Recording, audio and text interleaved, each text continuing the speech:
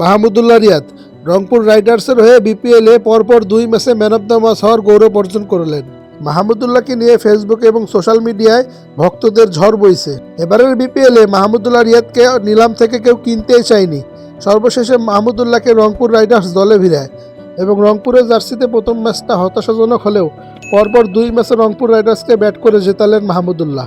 ঢাকা ক্যাপিটালসের বিপক্ষে ক্রাইসিস মোমেন্টে 50-র দেখা পায় মাহমুদুল্লাহ রিয়াদ। সেই সাথে দলের পক্ষে সেরা রান করেন মাহমুদুল্লাহ। সেই সাথে মাহমুদুল্লাহ রিয়াদ পরপর টানা 2 ম্যাচে ম্যান অব দ্য ম্যাচ হওয়ার গৌরব অর্জন করলেন।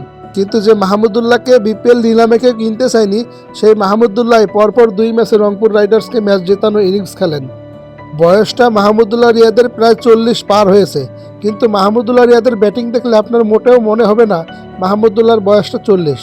এই বয়সে এসেও যে ক্রিকেটটা খেলছেন তিনি, অনেক তরুণ ক্রিকেটারের স্বপ্ন মাহমুদুল্লাহ রিয়াদের মতো ব্যাটিং করা। তো মাহমুদুল্লাহ রিয়াদ সিলেটের বিপক্ষে 16 বলে 34 এবং ঢাকা ক্যাপিটালসের বিপক্ষে 41 বলে 51 রানের ইনিংস খেলে সংবাদে এসে বলেন যে আলহামদুলিল্লাহ, আমার আর কিছু চাওয়ার নেই, জাতীয় দলে ফেরার কোনো তাড়া নেই, যতদিন বিপিএলটা হচ্ছে, যতদিন খেলতে পারি ততদিন খেলে যাব। মাহমুদুল্লাহ রিয়াদের এরকম ব্যাটিংয়ে ক্রিকেট ভক্তরা খুশি। তো আপনারা কি বলছেন মাহমুদুল্লাহর এরকম ব্যাটিং নিয়ে? কমেন্টে জানাতে পারেন আপনাদের মতামত।